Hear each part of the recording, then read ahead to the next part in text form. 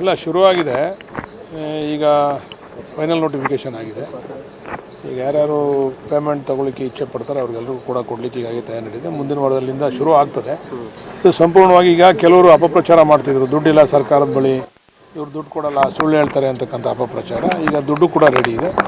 ಯಾರ್ಯಾರಿಗೆ ಇಚ್ಛೆ ಇದೆ ಅವ್ರೆಲ್ಲ ಕೂಡ ದುಡ್ಡು ತೆಗೆದುಕೊಳ್ಳೋ ಕೆಲಸ ಶುರು ಆಗ್ಬೋದು. ಒಂದು ಕಡೆ ಬಸನಗೌಡ ಪಾಟೀಲ್ ಎತ್ಕೊಂಡು ಹೋಗಿದ್ರು, ಮೊನ್ನೆ ಪ್ರತಿಭಟನೆಯಲ್ಲಿ ಭಾಗವಹಿಸಿದ್ರು, ಅಲ್ಲಿ ಸದನದಲ್ಲಿ ನಾನು ಹೋರಾಟ ಮಾಡಿದ್ರು ಮಾಡಬಾರ್ದು ಅಂತ. ಮತ್ತೊಂದು ಕಡೆ ಕುಮಾರಸ್ವಾಮಿ ಅವರು ಬಿಜೆಪಿ ನಾಯಕರು ಎಲ್ಲ ಈಗ ಬಸನಗೌಡ ಪಾಟೀಲ್ ಯತ್ನಾಳ್ ಅವರು ಹೋರಾಟ ಮಾಡೋದ್ರಲ್ಲಿ ಅರ್ಥ ಇದೆ. ಯಾಕಂದರೆ ಅವರು ಈಸ್ ನಾಟ್ ದಿ ಇದಕ್ಕೆಲ್ಲ ಅವ್ರದ್ದೇನು ಭಾಗಿ ಇಲ್ಲ. ಆದರೆ ಕುಮಾರಸ್ವಾಮಿ ಅವರು ಹೋರಾಟ ಮಾಡ್ತೀನಿ ಅಂತಕ್ಕಂಥದ್ದು ಹಾಸ್ಯಾಸ್ಪದ.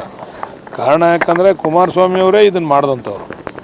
ಅವತ್ತು ಕುಮಾರಸ್ವಾಮಿ ಅವರು ಇದಕ್ಕೆ ಅಡಿಗಲ್ಲು ಹಾಕಲಿಲ್ಲ ಅಂದಿದ್ರೆ ಬಹುಶಃ ಇದು ಪ್ರಾರಂಭನೇ ಆಗ್ತಿರಲಿಲ್ಲ. ಇದನ್ನು ಮಾಡಬೇಕು, ಇಲ್ಲೊಂದು ಟೌನ್ಶಿಪ್ ಆಗಬೇಕು ಅಂತಕ್ಕಂಥದ್ದು ಆಸೆ ಇಟ್ಕೊಂಡಿದ್ದಂಥವ್ರೆ ಕುಮಾರಸ್ವಾಮಿ ಅವರು. ಅದಕ್ಕೆ ಅವ್ರು ಹೋರಾಟ ಮಾಡೋದ್ರಲ್ಲಿ ಅರ್ಥ ಇಲ್ಲ.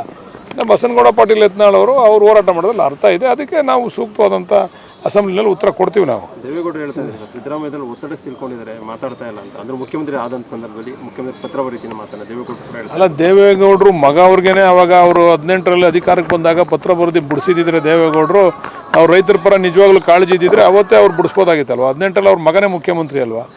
ಯಾಕಯ್ಯ ಹಿಂಗೆ ಮಾಡ್ತಾ ಇದೆಯಾ ನೀನು ಬುಡಯ್ಯ ಅಂತೇಳಿ ಅವತ್ತೇ ಪತ್ರ ಬರೆದಿದ್ರೆ ಮುಗಿದೋಗ್ತಿತ್ತಲ್ಲ. ಅವ್ರ ಮಗನ ಕೈ ಡ್ರಾಪ್ ಮಾಡಿಸ್ಬೋದಾಗಿತ್ತು.